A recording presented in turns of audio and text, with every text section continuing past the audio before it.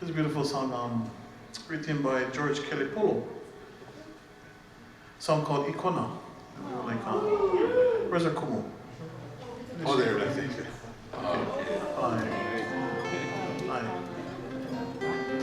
You know, there's two versions of this song, and Uncle A guys do one, and there's another one. It's Uncle George Naope sings. Uncle George was kind of older in his life when we got to hang around him with his band, with Matt Maneva and Harvey Martin.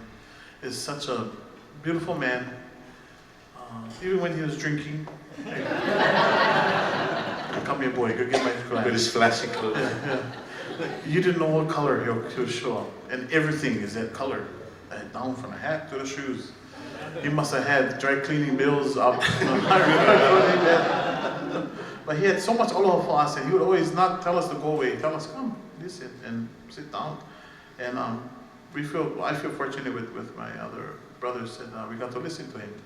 And got to listen to him scold all that other the kumuhulas that are now, leading everything. And such a beautiful time. Kumu, we'd love to have you dance this beautiful melody called Ikona.